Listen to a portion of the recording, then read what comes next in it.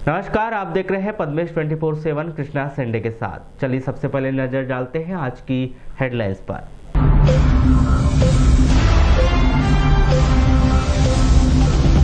कोसमी पंचायत के तत्कालीन सरपंच सचिव पंच को 3 साल का कारावास, गबन का था आरोप। जिला प्रशासन की कार्रवाई, वैशाली राजपुरोहित का कारखाना सील। गौरव पथ से उद्यानिकी विभाग को नुकसान, 3 साल से नए भूमि के इंतजार में विभाग। त्रिस्तरीय पंचायत चुनाव में बैलेट पेपर से चुनाव कराए जाने की जनप्रतिनिधि की मांग। बोरे में लाश होने की सूचना, पुलिस में मचा हड़कंप, तफ्तीश में हुआ कुछ और खुलासा।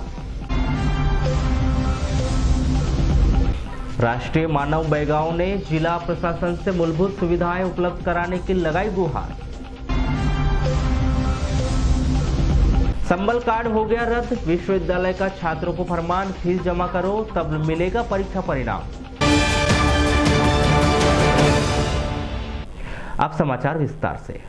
शहर के सड़कों को चौड़ीकरण और यातायात को सुगम बनाने के लिए तत्कालीन केंद्र सरकार के द्वारा गौरव पथ निर्माण के लिए योजना बनाई गई, जिससे यातायात तो सुगम हो गया, लेकिन उद्यानिकी विभाग पूरी तरह से नुकसान में पहुंच गया। आपको बता दें कि वर्ष 2015 में शहर के गौरव पथ निर्माण कालीपुतली से लेकर अंबेडकर चौक तक, जय स्तंभ से लेकर अंबेडकर चौक तक और अंबेडकर चौक से रास्ते मूर्ति गार्डन होते हुए एक रोड पॉलिटेक्निक चौराहा और दूसरा road Saraswati Nagar railway line तक निर्माण किया गया।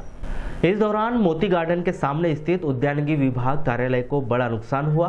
अधिकांश जमीन का हिस्सा गौरव पथ में चला गया, जिस कारण कार्यालय पूरी तरह से प्रभावित हो गया।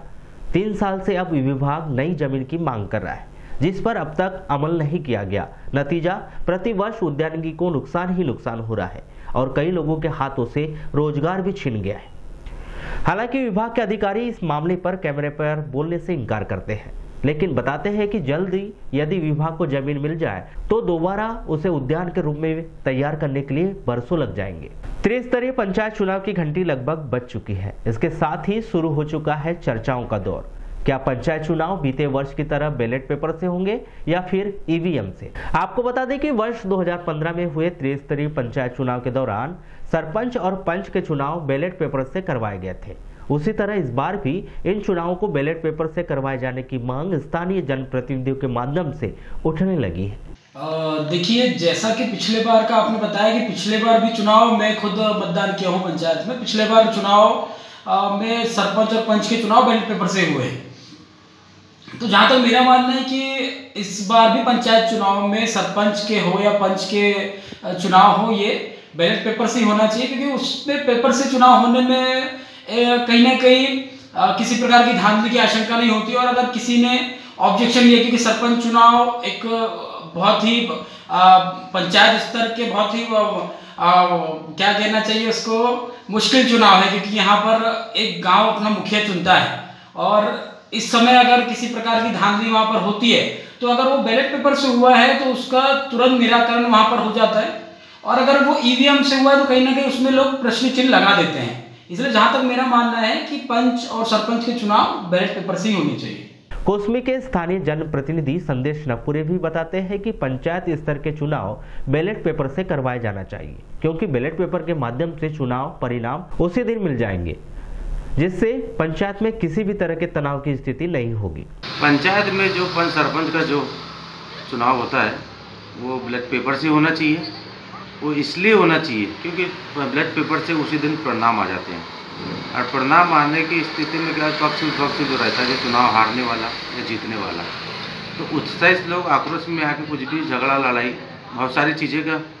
तो आप ये मानते हैं कि ईवीएम से निष्पक्षता से चुनाव होता है, क्या बैलेट पेपर से निष्पक्षता से चुनाव होता है? दोनों में चुनाव ईवीएम से या बैलेट पेपर से। नहीं, निष्पक्षता किसकी मानते हैं? ईवीएम से निष्पक्षता से चुनाव होता है क्या बैलेट पेपर से? दोनों में नियम से होता है। कोसमी निवासी महेश सिवानकर भी बताते हैं कि ईवीएम से चुनाव नहीं करवाया जाना चाहिए, क्योंकि ईवीएम पर उसमें धांधली और कई आरोप भी लगते हैं। बैलेट पेपर से चुनाव होना चाहिए। क्यों बैलेट पेपर से चुनाव होने चाहिए? क्या निष्पक्षताएं बैलेट पेपर से रहती है, क्या ईवीएम से चुनाव ज़्यादा निष्पक्ष होता है? अच्छा देखा जाए तो बैलेट पेपर से बढ़िया होती है। क्या आसानी होती है, यानी निष्पक्षता कैसे दिखाई देती है उसमें कि चुनाव निष्पक्षता रूप से हो रहा है? जैसे 360 होता है, धांधली होती है इसमें अकाउंटिंग विवाद हो जाती है, 360 होता है, से दूर हो जाता है। पंचायत चुनाव ईवीएम से हो या फिर बैलेट पेपर से करवाए जाने के विषय में स्थानीय निर्वाचन शाखा के अधिकारी बताते हैं कि उन्हें अब तक वरिष्ठ स्तर से कोई आदेश नहीं आए हैं। बीते वर्ष सरपंच और पंच के चुनाव बैलेट से हुए थे, इस बार ऐसे कोई आदेश अब तक नहीं आए। जिला मुख्यालय से 5 किलोमीटर दूर बालाघाट गोंदिया रोड पर कोसमी पंचायत के निकट एक खड़े ट्रक को पीछे से कार चालक ने टक्कर मार दी। मंगलवार की दोपहर करीब 1:30 बजे बालाघाट की ओर आ रहे कार चालक ने सड़क किनारे खड़े ट्रक को पीछे से टक्कर मार दी, जिस कारण कार के सामने का हिस्सा बुरी तरह से क्षतिग्रस्त हो गया और घटना में कार चालक के हाथों और पैरों में चोटें आई।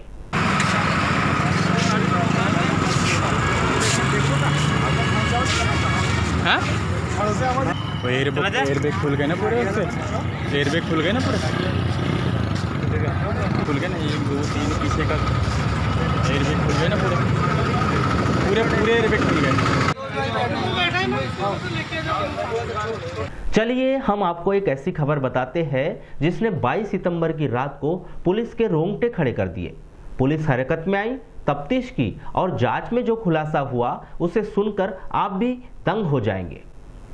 कोतवाली पुलिस से मिली जानकारी के अनुसार पूरा घटनाक्रम इस तरह से है कि शहर के बस स्टैंड से एक युवक और युवती पॉलिटेक्निक कॉलेज के सामने स्थित जटाशंकर त्रिवेदी महाविद्यालय के छात्रावास जाने के लिए ऑटो में बैठते हैं। अचानक रास्ते में ऑटो चालक की नजर अपने पीछे बैठे युवक युवतियों पर जाती है तो वह दंग रह जाता है, क्योंकि अपनी सीट पर युवक तो बैठा हुआ है लेकिन युवती नहीं थी। डरा और भयभीत ऑटो चालक जैसे तैसे जटाशंकर त्रिवेदी महाविद्यालय छात्रावास तक पहुंचता है और वहां युवक को वह छोड़ता है, तो वह और अधिक भयभीत हो जाता है कि युवक ने युवती को एक बोरी के अंदर बंद कर दिया है, जिसके अंदर से कुछ भी आवाज नहीं आ रही, और युवक ऑटो से उतरकर उस बोरे को हॉस्टल की तरफ घसीटता हुआ लेकर जा रहा है। ऑटो चालक ने इस बात की जानकारी डायल 100 को दी, जिससे डायल 100 और कोतवाली पुलिस संयुक्त रूप से छात्रावास पहुंचती है और जांच शुरू की जाती है तो पुलिस के भी रोंगटे खड़े हो जाते हैं। छात्रावास के भीतर युवक और युवती मिलते हैं। इसमें युवती खुलासा करती है कि वह अपने प्रेमी से मिलने के लिए बालाघाट आई हुई है। इस दौरान रात में हॉस्टल में रुकने के लिए वह बोरे में बंद होकर हॉस्टल के भीतर चली आई थी, जिसे ऑटो चालक ने शायद देख लिया था और इसकी सूचना उसने पुलिस को दे दी। पुलिस के द्वारा इस बात की सूचना युवक और युवती के परिजनों के साथ साथ जटाशंकर त्रिवेदी महाविद्यालय के प्राचार्य को भी दे दी, जिस पर रात करीब 1:30 बजे युवती के परिजन आकर उसे लेकर गए और युवक के परिजन 23 सितंबर की सुबह पहुंचे। इस दौरान दोनों बालिग थे और युवती ने यह बयान दिया कि वह अपनी सहमति से आई थी, जिस कारण दोनों पर कोई मामला दर्ज नहीं किया गया। समझाइश देकर दोनों को छोड़ दिया गया। नहीं, ये जानकारी हमें प्राप्त थी। उस समय मैं मतलब अवकाश पे था और मुख्यालय से बाहर था, तो हमारे जो हॉस्टल इंचार्ज उन्होंने मेरे को फ़ोन पे बात बताई थी। तो पहली बात तो हमने उनसे कहा कि पुलिस ने यदि उनको अरेस्ट करके ले गई है तो पुलिस को अपना कार्रवाई करने दें, है ना, क्योंकि यह एक अनुशासनहीनता की घटना है और इसमें अपने को किसी भी प्रकार से कम छात्र का बचाव नहीं करना है, क्योंकि ये बहुत बड़ी घटना है। ये हमारे हॉस्टल के हिस्ट्री के हिसाब से तो शायद पहली घटना होगी, दुर्भाग्यपूर्ण घटना है। और हम लोगों ने ये फैसला किया है अपने लेवल पे कि पहले तो उस लड़के का नाम वाम सब पूछा, हम लोगों ने जानकारी ली है और उसको हॉस्टल से कुछ दिनों के लिए हम निष्कासित करेंगे और उनके माता पिता को बुला के एक समझाइश देंगे।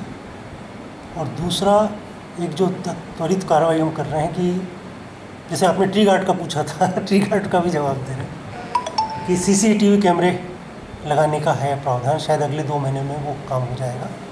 नगर से सटे ग्राम छोटी कुमारी स्थित आंगनवाड़ी केंद्र क्रमांक 3 में आने वाले नवनिहालों को पोषण आहार की व्यवस्था नहीं हो पा रही। आपको बताएं कि 3 सितंबर को ग्राम छोटी कुमारी में अतिवृष्टि के कारण जल भराव होने से काफी मात्रा में पोषण आहार खराब हो गया था। इसके बाद जो शेष पोषण आहार बचा था उसे आंगनवाड़ी केंद्र के कर्मचारियों ने बच्चों में बांट दिया था, लेकिन पिछले 1 सप्ताह से इस आंगनवाड़ी केंद्र में पोषण आहार की व्यवस्था नहीं की गई, जिसके कारण बच्चे पोषण आहार से वंचित हैं।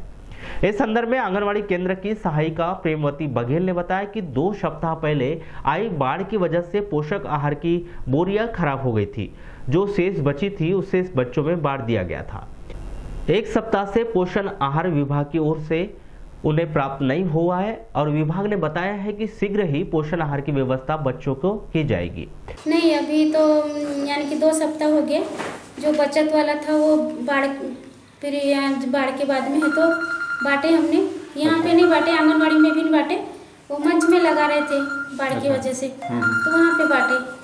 तो अभी आपके पास पहुँचा नहीं है? पहुँचा नहीं है? नहीं, अभी पहुँचा नहीं है। 2 सप्ताह हो गया जी, 1 सप्ताह गया है अभी। मंगल आया तो।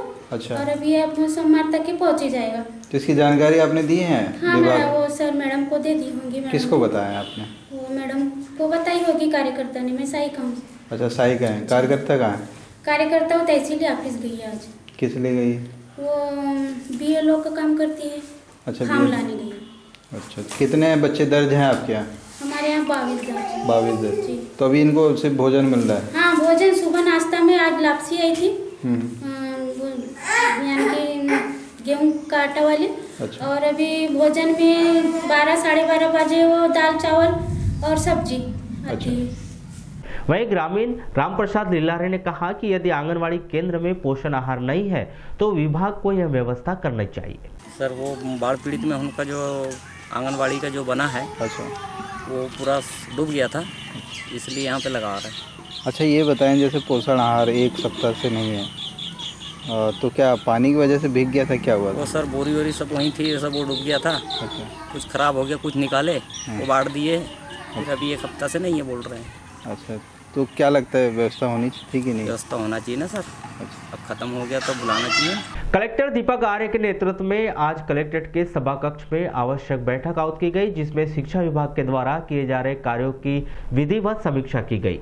वहीं कलेक्टर श्री आर्य ने शिक्षा विभाग से जुड़े अधिकारियों एवं कर्मचारियों को आवश्यक दिशा निर्देश दिए। कलेक्टर से दीपक आर्य ने कहा कि सभी स्कूलों की मॉनिटरिंग करना अनिवार्य है और हर 15 दिनों में स्कूलों की मॉनिटरिंग होनी चाहिए। उन्होंने कहा कि शिक्षा के स्तर को बेहतर बनाने में किसी भी प्रकार की लापरवाही बर्दाश्त नहीं की जाएगी। इस बैठक के दौरान जिला शिक्षा अधिकारी RK लटारे, DPC PK अंगूरे सहित शिक्षा विभाग के तमाम अधिकारी व कर्मचारी मौजूद रहे।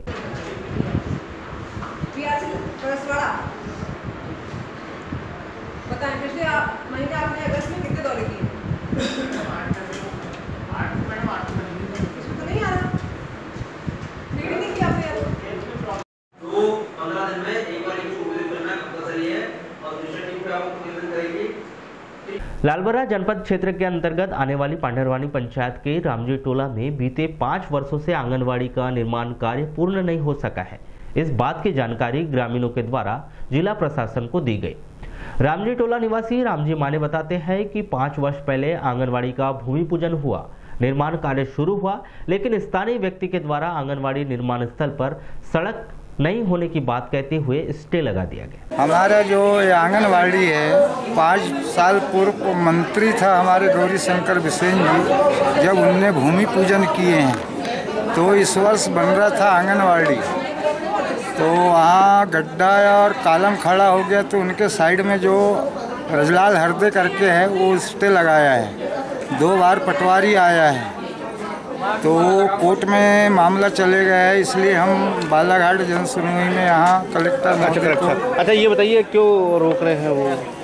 वो आने जाने का रास्ता है ये बोलते हैं, जबकि वहाँ रास्ता है आने जाने के लिए भी साइड में। तो क्या चाहते हैं आप लोग? वहाँ बनना चाहिए। ग्राम के लोग सबका सहमति है, मीटिंग भी हो चुका है। गांव के ही कृष्ण कुमार लहरे बताते हैं कि एक पंचायत में आंगनवाड़ी निर्माण के लिए 7 लाख रुपए आ चुके हैं। ग्रामीणों के अनुसार तत्कालीन कृषि मंत्री गौरीशंकर बिसेन के द्वारा आंगनवाड़ी का भूमि पूजन किया गया था। वह भूमि शासकीय है, अतः उस भूमि पर जल्द से जल्द आंगनवाड़ी निर्माण कार्य किया जाना चाहिए। कारण ये है कि जिस जगह में आंगनवाड़ी बन रही है वहाँ पे माननीय गौरीशंकर जी बिसेन जब कैबिनेट मंत्री थे, जब 7 वर्ष पहले भूमि पूजन किए गए थे और 2018 में उन्होंने 7.5 लाख रुपए स्वीकृत किए। जो पंचायत में राशि आ गई है उसकी भूमि पूजन के बाद काम चालू करने के लिए हमने 1 तारीख 1/1/2019 से चालू की है, परंतु अनावेदक जो हैं कहना श्री रजलाल हरदे, इनके द्वारा उससे स्टे ऑर्डर लाया गया है कि मेरे घर के सामने में नहीं हो। पर गांव वाले की मंशा ये है कि जिस जगह में माननीय मंत्री जी ने भूमि पूजन किया था वो शासकीय है, वहाँ पे बनना चाहिए। इस लड़ाई को लेकर के हम किस चीज़ का रंगा डाल रहे हो? उनका कहना का मतलब ये है कि मेरे घर के सामने आंगनबाड़ी नहीं बनना चाहिए। शासन के द्वारा अंतिम छोर पर बसे व्यक्ति के लिए बनाई गई योजना और उसका लाभ जिले के भीतर दर्जनों पोल खुलती हुई दिखाई दी। मंगलवार को जनसुनवाई में वनांचल क्षेत्र परसवाड़ा तहसील के दूरस्थ ग्राम नाटा बारिया के पंडाटोला के आधा सैकड़ा बैगाओं ने जब अपनी परेशानी बताई तो प्रशासन नाम की चिड़िया के जैसे हर किसी का विश्वास उठता दिखाई दिया। सड़क नहीं, बिजली नहीं, पानी नहीं, मकान नहीं और नहीं मिली आज तक बैगा महिलाओं को मिलने वाली प्रतिमाह पेंशन। जीवन में दर्जनों कठिनाइयां हैं, फिर भी बच्चों को पढ़ाने के लिए स्कूल तक जाने वाली सड़क की मांग को लेकर 120 किलोमीटर दूर से पहुंचे बैगाओं ने अपनी परेशानी कुछ इस तरह से बताई। हम आए थे, हमारे गांव में लड़के बच्चे पढ़ते हैं तो रोड नहीं है, पानी आता है तो चीखल हो जाता है, बच्चे कैसे स्कूल जाएंगे। और फिर इसके मतलब बच्चन को भी कोई सुविधा नहीं है, साइकिल नहीं मिले किसी को, हमारे बैगा लोगन का कोई मकान नहीं है। हमको महीनावारी पैसा बैगा लोगन को मिलते थे, महिलाओं को उस भी नहीं मिलता हमको। 1000 रुपया महीना वो भी नहीं मिलता, कोई किसी प्रकार की कोई योजना का नहीं। तो फिर आप लोगों ने कभी सरपंच को बताया नहीं था क्या? सभी को बताए, सब लिख के लेगा, बाकी को मिलते मिलते बंद हो गया। अभी नहीं मिलते। कब से बंद हुआ? ये 3 महीना हो गया। 3 महीने से नहीं मिला। हाँ, 3 महीना से नहीं मिला भी नहीं। अच्छा, किसी को पूरी खराब है क्या? पूरी खराब है। अच्छा, कितना जो पंचायत जो है आप लोग का नाटा पंचायत, उससे कितने किलोमीटर दूर है आप लोग का गाँव? हमारा नाटा पंडाटोला से हमारे पंडाटोला 2 किलोमीटर दूरी में है। पानी के है, रोड के है, घर के है, एक ही समस्या है। बाल बच्चन के लिए पढ़ाई लिखाई जाते हैं स्कूल, चीखल है हमारा बस्ती। अच्छा, तो मकान का लाभ नहीं मिल पाया क्या? नहीं मिला है, एक भी बेगा लोग के आके देख लेना, सर्वे करो हमारे गांव। हाँ, पूरे तो एक भी मकान नहीं है बेगा लोगन। अभी क्या में रहते हो आप लोग? अबे भैया हमारे जंगली के झपोड़ी ला रहे हैं, लकड़ी वकड़ी के बनाए हैं। अच्छा, और वो भी झिल्ली लगा, पहले धनिया घर दिखेगा। अच्छा, झिल्ली लगे हरा। नाटा निवासी मोहन सिंह मरावी बताते हैं कि बच्चों ने 12वीं तक की पढ़ाई कर ली है, लेकिन शासन ने बैगाओं को मिलने वाले शासकीय नौकरी में लाभ अभी तक नहीं दिया है। नतीजा, पढ़ाई लिखाई करने के बाद भी बच्चे बेरोजगार हैं। बच्चे को पढ़ा जैसे तैसे करके पढ़ा लिखा है, उनका 12वीं मैट्रिक कर रहा है और उनका कोई ड्यूटी का कोई सुनाई नहीं है। अच्छा, जो शासन जो बोलती थी कि बैगाओं को नौकरी दी जा रही, क्या उसके तहत नहीं लगा क्या? लगाया ना जी, फार्म तो डाले लेकिन कोई सुनाई नहीं हो रहा है। अच्छा, नहीं मिली अभी? मेरे बच्चे यहाँ तक किया करके भी डाला है, कोई सुनाई नहीं हो रहा है। तो आपके गाँव में किसी को नौकरी नहीं लगी क्या? लगा है बाकी को, बाकी अभी पढ़ रहे हैं अभी। और अच्छा, कितने लोगों को लगी नौकरी? 4-5 बाकी लोगों को? बाकी ऐसे बेरोजगार। अभी कब से नहीं लगे? अभी 10 साल पहले लगी हुई। 10 साल पहले से लगी। जिला भारतीय जनता पार्टी अध्यक्ष रमेश रंगलानी के नेतृत्व में भाजपा सदस्यों ने जिला प्रशासन से मिलकर पर्यटन के विषय में चर्चा की। शहर के मोती गार्डन, कान्हा राष्ट्रीय पार्क, कोटेश्वर धाम सहित अन्य स्थान जिन्हें पर्यटन स्थल के रूप में और अधिक विकसित किया जा सकता है और स्थान पर विकास की और क्या संभावना है, इन सभी बातों को लेकर जिला प्रशासन से चर्चा और आगामी तैयारियां की गई। केंद्रीय पर्यटन मंत्री संस्कृति मंत्री जी आए हुए थे, माननीय प्रहलाद सिंह जी पटेल, तो उसी संबंध में कुछ पर्यटन का उनका लाभ लिया जाए, तो कलेक्टर साहब से उसी के संबंध में चर्चाएं भी किया। और मोती तालाब के संबंध में काफ़ी दिनों से हमारा काम बंद है, तो उसकी गतिविधि हम बीच में बात भी हुई थी, तो उसको भी फिर से काम को शुरू किया जाए। उस संबंध में फिर बैठक वगैरह रखना है, तो सुविधा के अनुसार रखेंगे।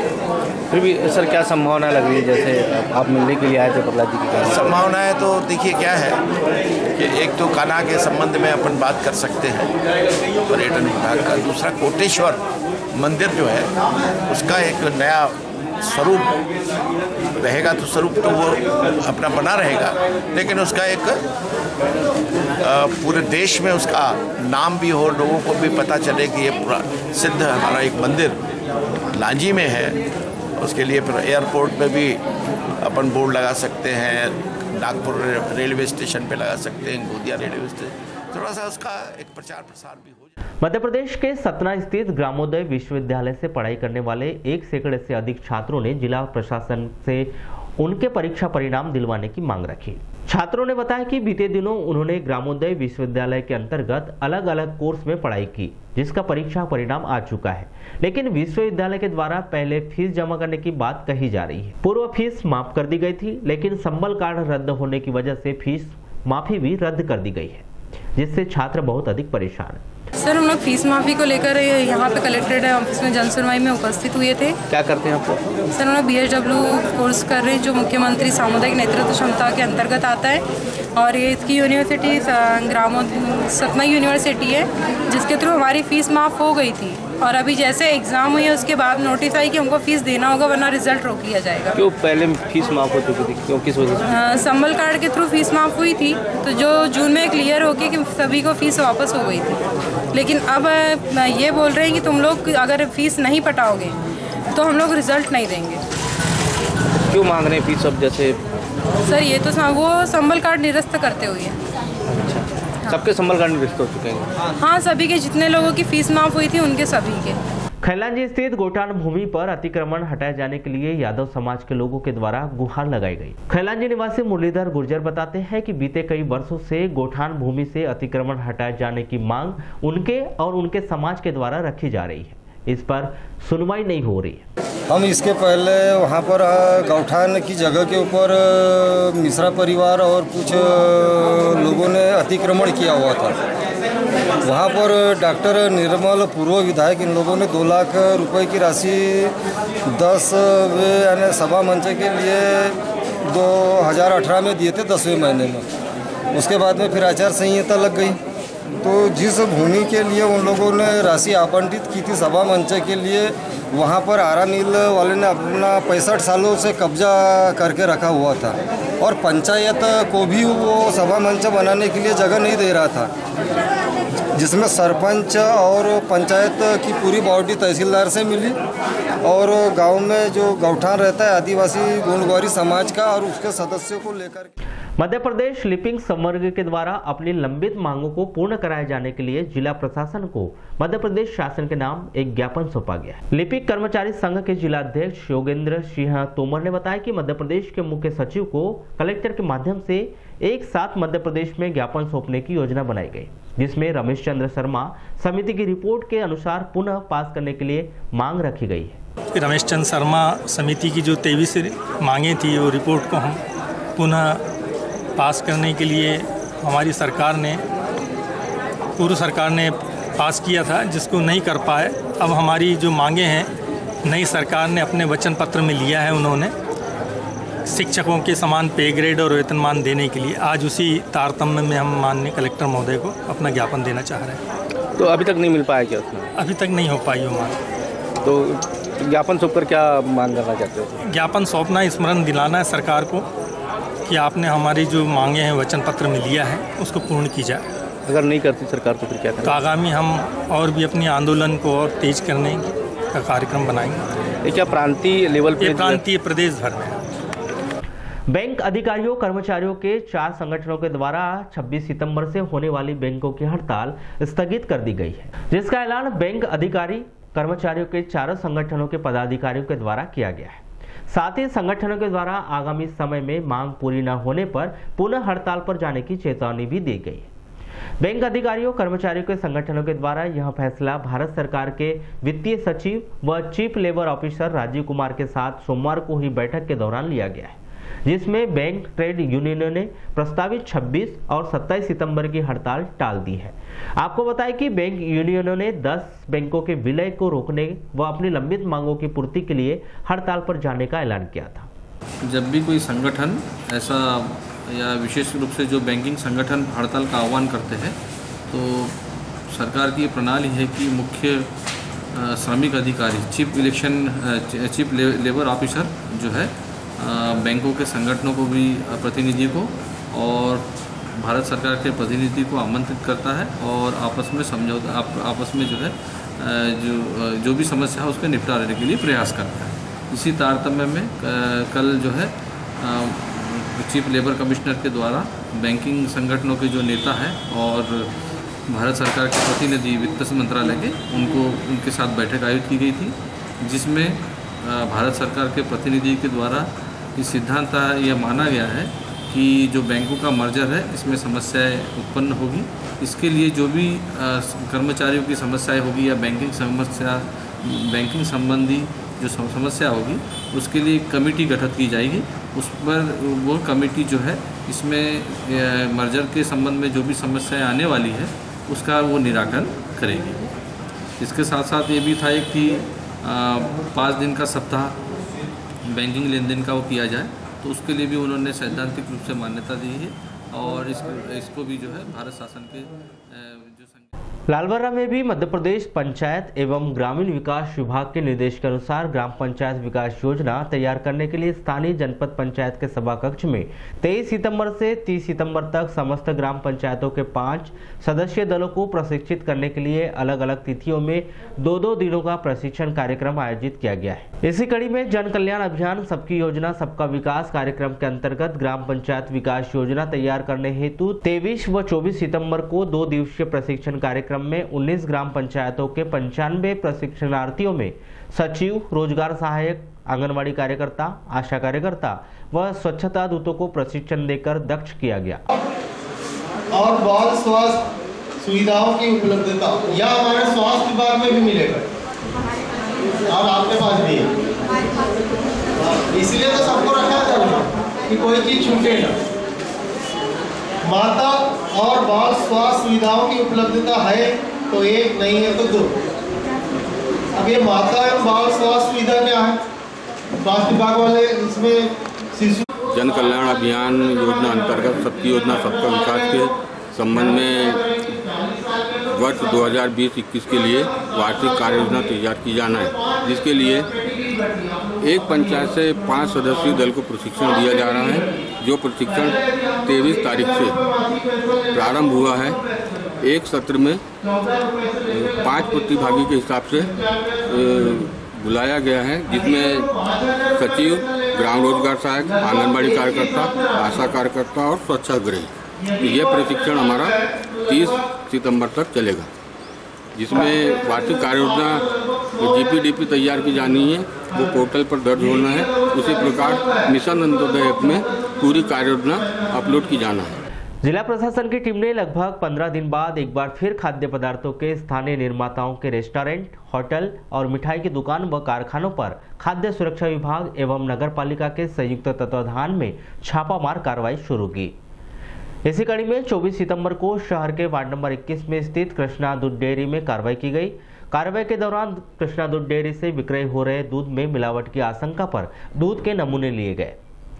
इसी तरह वार्ड नंबर 21 में ही संचालित अरिहंत दूध डेयरी से भी दूध के नमूने लिए गए हैं और लगभग 6 किलो पॉलीथीन को जब्त किया गया है। खाद्य सुरक्षा विभाग के द्वारा कृष्णा डेयरी एवं अरिहंत दूध डेयरी के नमूने के रूप में लिए गए दूध को जांच के लिए प्रयोगशाला भेजे जा रहे हैं। नगर के रिहायशी क्षेत्र वार्ड नंबर 17 में अवैध रूप से संचालित वैशाली राजपुरोहित के कारखाने में टीम के द्वारा निरीक्षण के दौरान पाया गया कि उपभोक्ताओं को विक्रय करने वाली खाद्य सामग्री में कीड़े मकोड़े तैर रहे हैं और कारखाने में बनाई जाने वाली खाद्य सामग्री को गंदगी के बीच रखा गया है। अधिकारियों ने जांच में पाया कि कारखाने का पंजीयन वैध नहीं है और नियम के विरुद्ध खाद्य सामग्री का कारखाना संचालित होने के कारण वैशाली राजपुरोहित कारखाने को सीज करने की कार्रवाई की गई। आपके आने के बाद पूरा कलर का टीम चढ़ा दी, ये भी फर्श का भी काम था। मुझे नहीं पता, मुझे इससे ये आदमी खाएगा कि वो खाएगा। फिर भी हमारा साफ सफाई का खाली काम बड़ी गड़बड़ आपकी मिठाई का जवाब है कि उसको कैसे चीजें बकरी करते हैं, जो उसका जवाब है बाकी तुम्हारा साफ करना होता, लेकिन तुम्हारे खाने की चीज ना वो भी तरीके से नहीं होती, उसका सौंदर्य होता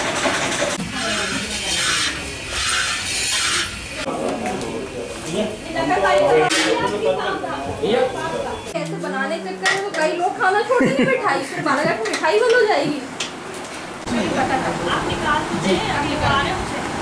आज हमारी नगर पालिका खाद्य विभाग द्वारा जो संयुक्त कार्यवाही की गई है उसमें हमने 3 जगह कार्यवाही की है। एक तो हमने कार्यवाही की है कृष्णा डेयरी में और उसके बाजू में जो डेयरी है अरिहंत डेयरी में हम 2 जगह पे हमने कार्यवाहियाँ की हैं, जिसमें हमने लगभग नगर पालिका का और खाद्य विभाग का जुर्माना टोटल मिला के लगभग 8-9 हज़ार रुपये का जुर्माना किया है।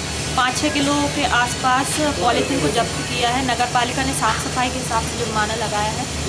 और यहाँ आज राष्ट्ररोहित की फैक्ट्री में हम यहाँ हैं।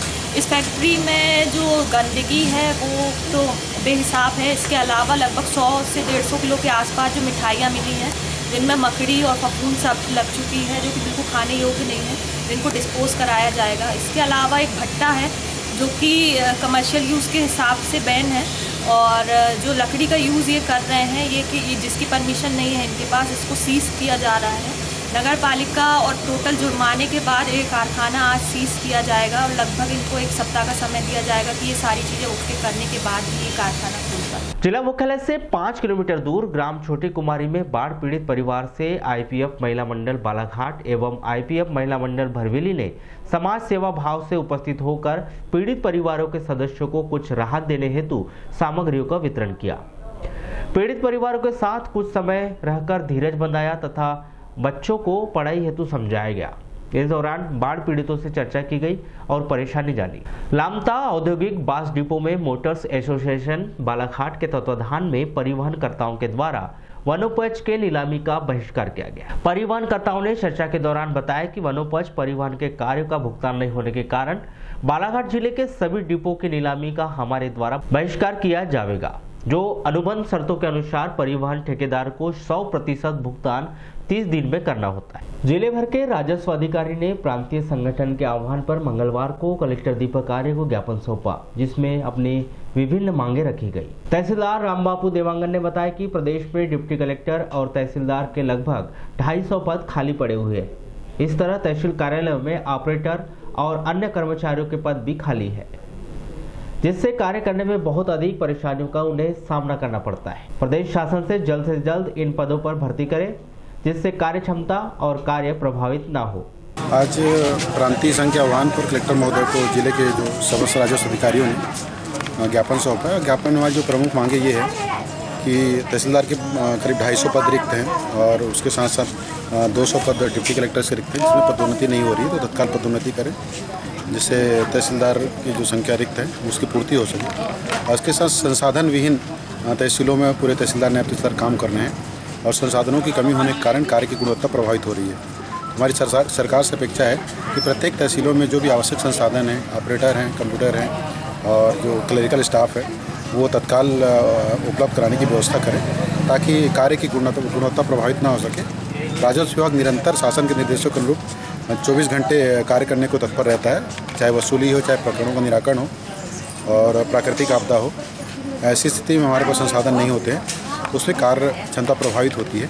तो ये सभी प्रांतीय संघ की भी अपेक्षा है कि सरकार इस पर सहानुभूति को विचार करके आदेश पारित करे। फिर कितने दिनों का अल्टीमेट दिया है आपने? अभी हमारे द्वारा 15 दिनों का अल्टीमेटम सरकार को दिया गया है कि 15 दिवस के अंदर कोई सकारात्मक इस पर कार्रवाई सरकार द्वारा नहीं की जाती है तो आगे प्रांतीय संघ के आह्वान पर जो भी निर्देश प्राप्त होंगे उस पर आगे कार्रवाई हम लोग करेंगे।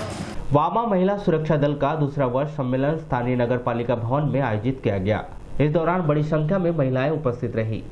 वामा महिला सुरक्षा दल के द्वारा देश के प्रधानमंत्री नरेंद्र मोदी के जन्मदिन के अवसर पर महिलाओं को सशक्त करने का समाज सुधार व देश के नवनिर्माण की पहल प्रधानमंत्री के द्वारा की गई। देश के प्रधानमंत्री माननीय नरेंद्र मोदी जी के आह्वान पर हर वर्ग, हर संस्थाएं, हर किसी ने एक उद्देश्य लेकर चल पड़े हैं। उसी कड़ी में आज वामा महिला सुरक्षा दल की सारी बहनें यहाँ एकत्रित हैं।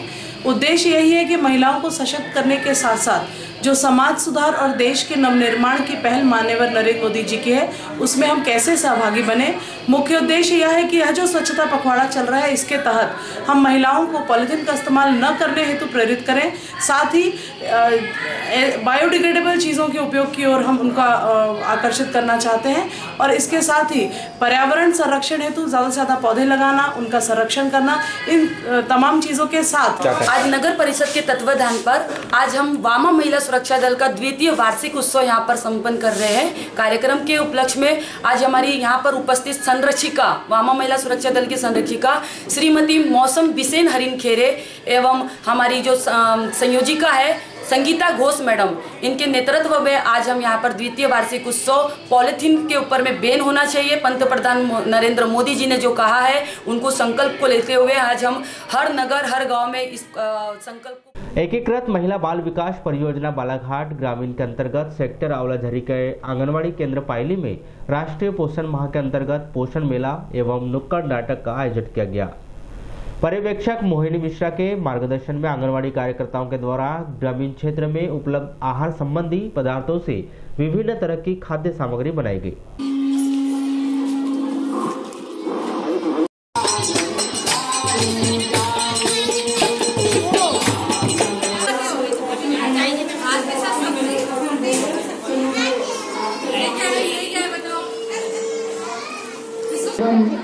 और कार्यकर्ता और आंगनवाड़ी के जितने यहाँ पर बच्चे हमारे गाँव की बुजुर्ग महिलाएं, हमारी माता बहनें, हमारे बच्चे, आज ये जो आंगनवाड़ी के माध्यम से पोषण का जो कार्यक्रम यहाँ पर किया गया, हमारी बड़ी संबंधित भी काफी में कार्यक्रम है, क्योंकि जब भी कार्यक्रम होता था तो टिकाने जाना पड़ता था हमको। वाराणसी के कमला नेहरू उच्चतर माध्यमिक विद्यालय परिसर में मध्य प्रदेश शासन के खनिज मंत्री प्रदीप जायसवाल का सम्मान समारोह आयोजित किया गया। यह कार्यक्रम खनिज मंत्री प्रदीप जायसवाल के मुख्य आतिथ्य संस्था प्राचार्य CL बड़गैया की अध्यक्षता एवं पार्षद विक्की एड़े, सुनील जायसवाल, रीना कांसल, मिलिंद नागपुरे, रत्नेश मिश्रा की उपस्थिति में प्रारंभ किया गया। खनिज मंत्री प्रदीप जायसवाल मंगलवार को कमला नेहरू विद्यालय पहुंचे, जहां छात्राओं एवं शिक्षकों के द्वारा उनका स्वागत किया गया। इस मौके पर प्राचार्य के द्वारा शाला संबंधित समस्याओं को लेकर ज्ञापन भी सौंपा गया। इसके लिए प्रयास करते हैं कि हमारी खनिज नीति के माध्यम से और उसके नीचे साइकिल स्टैंड, इसका भी और प्रयोगशाला कक्ष है ना, इसके लिए हम खनिज नीति के माध्यम से थोड़ा सा कर सकता है इसमें, लेकिन इसको स्वीकृति जगह की कोई दिक्कत तो नहीं है इसमें, हो जाएगी। उसके अलावा डेस्क की बात है, इसको भी हम इसके भी राशि दे देंगे 150 बेंच के लिए, डेस्क बेंच इसको भी शौचालय को नए स्वरूप में उसको बनाने का इसका भी काम हो जाएगा जल्दी। और साइकिल स्टैंड का मुझे लगता है कि बाहर अभी कहाँ लग रहा है साइकिल स्टैंड, बाहर ही हुई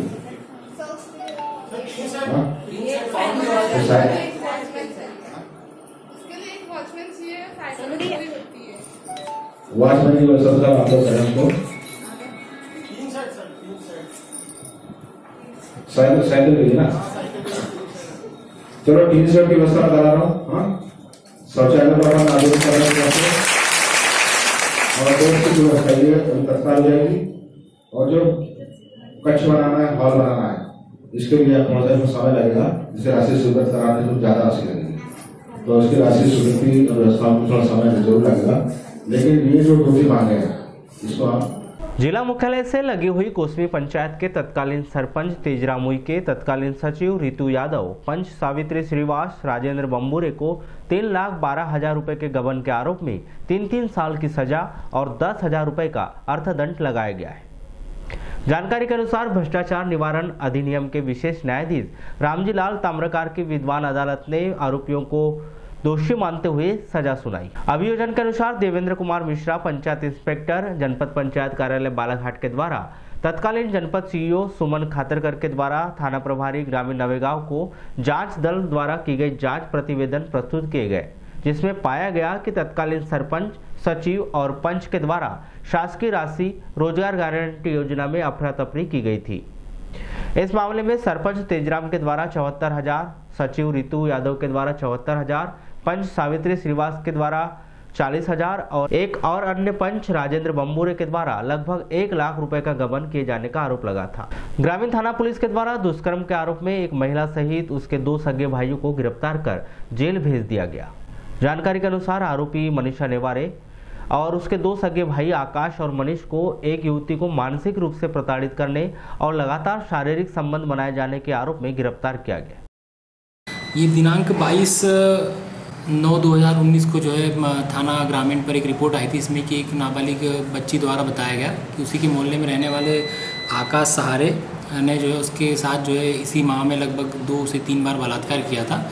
और इसी को लेकर, बलात्कार की बात को लेकर जो है जो आरोपी हैं आकाश सहारे, उसके भाई मनीष सहारे और बहन मनीषा सहारे, इन लोगों के द्वारा मिलकर जो है जो पीड़िता के घर जाके लड़ाई झगड़ा भी किया था, वाद विवाद भी किया था। ऐसी रिपोर्ट जो है पीड़िता द्वारा लिखाई गई थी, जिसमें कि जो है उसमें चूँकि एट्रोसिटी एक्ट का भी जो है प्रावधान था 376(2)(n) के साथ अलावा जो है एट्रोसिटी एक्ट भी लगा था, जिसमें कि विवेचना जो मेरे द्वारा की गई थी।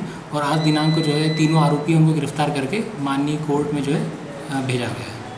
शहर के 1 दर्जन से अधिक दुर्गा उत्सव समितियों के द्वारा मंगलवार को जिला प्रशासन को ज्ञापन सौंपा और अपनी विभिन्न मांगे रखी। दुर्गा उत्सव समिति के द्वारा जानकारी देते हुए बताया गया कि समस्त दुर्गा उत्सव समितियों के द्वारा विभिन्न कार्यक्रमों के लिए अनुमति ली जाती है, जिससे उन्हें निजात मिलनी चाहिए। मुख्य तौर पर रात्रि 10 बजे के बाद लगभग 12 बजे तक 9 दिनों तक ध्वनि विस्तारक यंत्र चलाने की अनुमति दी जानी चाहिए।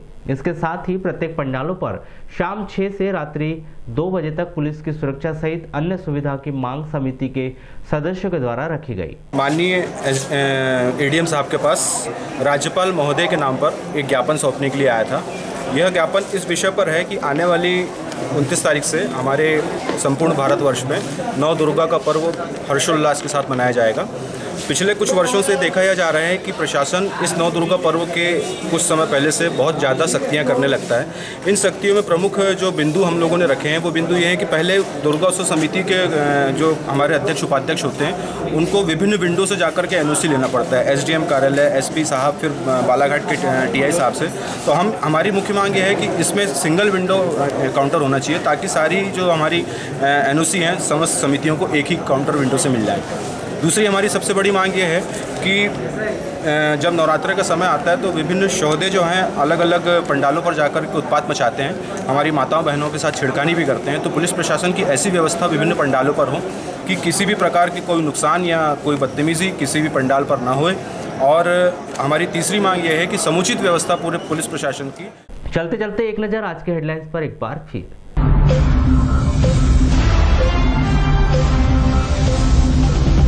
कोसमी पंचायत के तत्कालीन सरपंच सचिव पंच को 3-3 साल का कारावास, गबन का था आरोप। जिला प्रशासन की कार्रवाई, वैशाली राजपुरोहित का कारखाना सील। गौरव पथ से उद्यानिकी विभाग को नुकसान, 3 साल से नए भूमि के इंतजार में विभाग। त्रिस्तरीय पंचायत चुनाव में बैलेट पेपर से चुनाव कराए जाने की जनप्रतिनिधि की मांग। बोरे में लाश होने की सूचना, पुलिस में मचा हड़कंप, तफ्तीश में हुआ कुछ और खुलासा। राष्ट्रीय मानव बैगाओं ने जिला प्रशासन से मूलभूत सुविधाएं उपलब्ध कराने की लगाई गुहार। संबल कार्ड हो गया रद्द, विश्वविद्यालय का छात्रों को फरमान, फीस जमा करो तब मिलेगा परीक्षा परिणाम। तो पद्मेश 24/7 में बस इतना ही। बने रहिए हमारे साथ, तब तक के लिए दीजिए इजाजत, नमस्कार।